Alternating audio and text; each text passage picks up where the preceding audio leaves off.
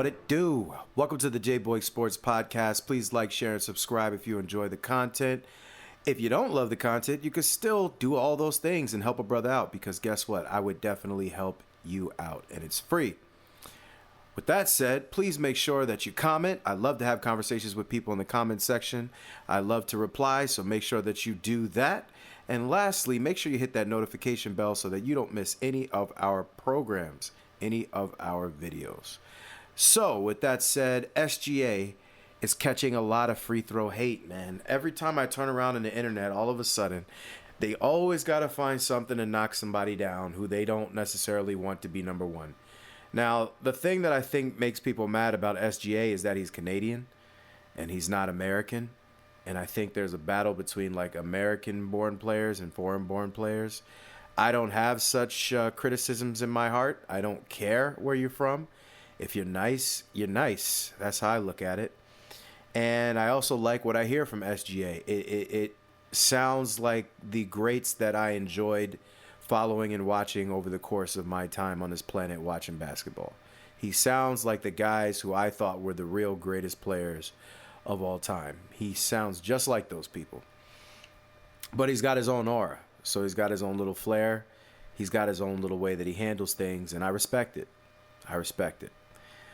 But they keep saying he's a free throw merchant. All his skills are based on the free throw line and blah, blah, blah, blah, blah.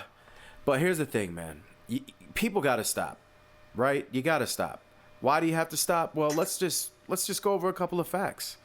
Let's keep it funky, like Cam Newton likes to say. Keep it funky Friday. I think that's what he does. It's not Friday for me as I'm recording this, but let's just keep it funky.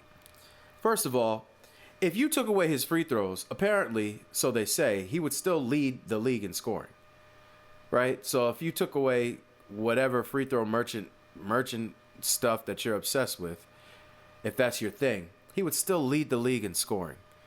So that's one. If he can do that, what are we talking about? Okay, what are we talking about?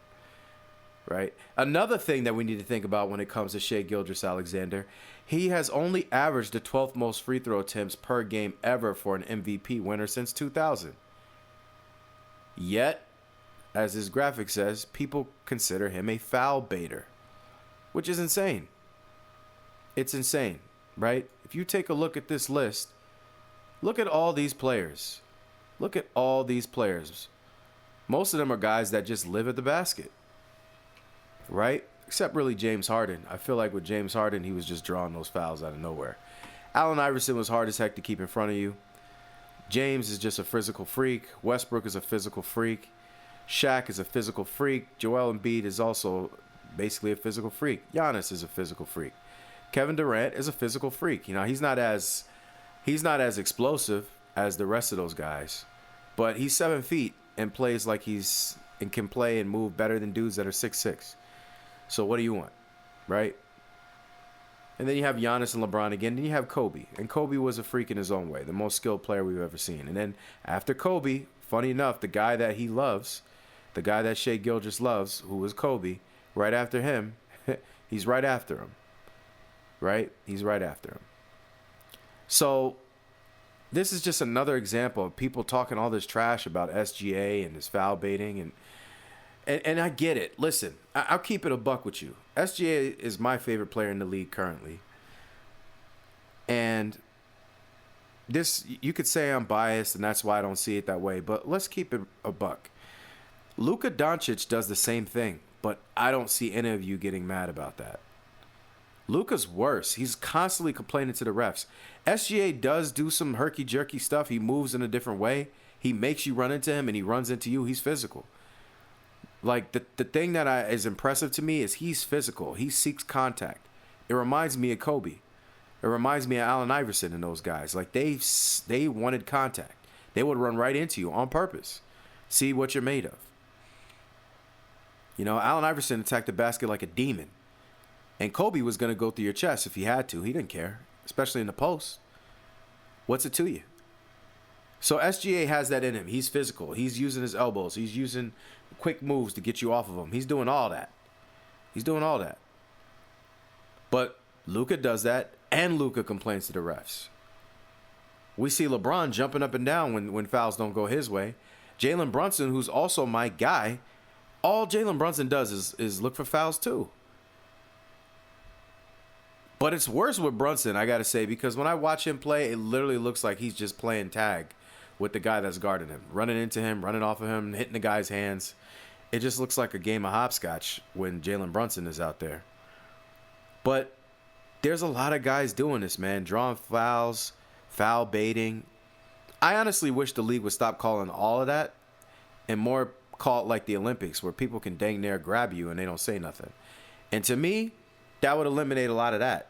But until they change that rule, those guys are going to, they're going to do what they do. But that's not all of SGA's game. And to give you a better idea, realistically, against the Timberwolves, I think it was 2 games ago, SGA in the first half had like 18 points. And something to keep in mind, he was 2 for 4 from the three-point line. Anthony Edwards played terrible in the first half of that game. They ended up getting blown out, but in the first half, he didn't play well. Second half, he didn't play well, but in the first half, he was 1 for 7 from 3. Now, why does that matter? Well, I'll tell you why it matters. I've linked the video already to my channel, and I can link it to the end of this one as a suggested video about what Michael Jordan said about fouls. About threes. If you fall in love with a three-point shooter, you find yourself floating out there in the perimeter, waiting for somebody to pass you the ball so you can shoot a three-point shot. Where's the aggression in that? Where are you putting the pressure on the defense? If you shoot that shot and you missing it, you're going to lose. And that's what bothers me about, players today, is that they'll keep shooting that three and it ain't going in. So that's how you get James Harden losing a playoff game because they missed 27 straight three-pointers. At what point do you decide, let me just take this midi? Let me take this midi jumper. Shai Gilgeous doesn't have that problem. He attacks the basket relentlessly in a lot of weird ways. He has some crazy finishes. His arms are mad long. Pause, no diddy. So he gets off a lot of weird, concoctions out there with his finishes. But he's always attacking the basket. He's always seeking content. He doesn't take shortcuts. Ant Edwards likes to shoot threes. He really believes that's his key to success, being closer to Steph Curry. And if in my opinion, your gift is not what Steph has. Steph is an anomaly, and he has to have that because he's not as physical. You could attack the basket at will, Anthony, if you wanted to. But there's a skill in that. You understand? There's a skill in it, and that's a skill that SGA has mastered. So instead of complaining about how many free throws he shoots every game, look at the difference between him and somebody like Ant-Man. 2 for 4 in the first half, even though you're cooking from 3. And the other guy is not cooking, not playing well, and he's 1 for 7. So he's going to keep shooting them. He might have got to 14 attempts in that game. I don't know. I didn't check the stats after that. But that's the point. So I get it. If y'all want to be mad, if people want to complain about him, you could do what you want. It's a free country. This is America. But the problem I would have is, why are you trying to get mad at this man because he's aggressive and other people aren't? Every time he steps on the court, he's trying to put B to B, belt to butt cheeks. Every time. Running through you, giving you elbows, all that stuff. That's what you do when you're a great player. You're aggressive. You don't let him off the hook. And SGA, for the most part, doesn't let people off the hook. Even if he's not shooting that great, he's going to keep attacking. He's going to keep putting shoulders into you, elbows into you, whatever it takes to win. I've seen that from him. So people say free throw merchant. I say aggression. Aggression and knowing what to do and when to do it. And he's 12th amongst MVPs at 8.8. 12th. So relax. Chill. If you're not going to throw that on Giannis or LeBron or Kevin Durant or Russell or Allen Iverson or Shaq or Joel, then lay off of Shai. He's 12th. And he's aggressive. He's trying to get to the basket. He's trying to seek that contact. And he shoots a lot of mid-range jumpers. He's tough on all 3 levels of the game. He's even gotten better at the post-up game. So I think that's enough for now. We're just going to leave it there. Do you really think SGA is a free throw merchant after the statistics I just gave you, and also an observation by watching him play the game? Let me know in the comments section. I believe strongly he's not. You may think differently. Prove me wrong. Tell me why I'm wrong. Let's talk about it. So thank you very much for listening. Please like, share, and subscribe. Make sure that you comment. Like I said, I like to have conversations with people in the comment section. Ball is life. Make sure you hold on so you can catch some of the suggested videos at the end of this video. Also remember that click that notification bell so you don't miss any of our content. Thank you very much for your time. I really appreciate it. I'm very humble. Much love. That somehow you never get over leaving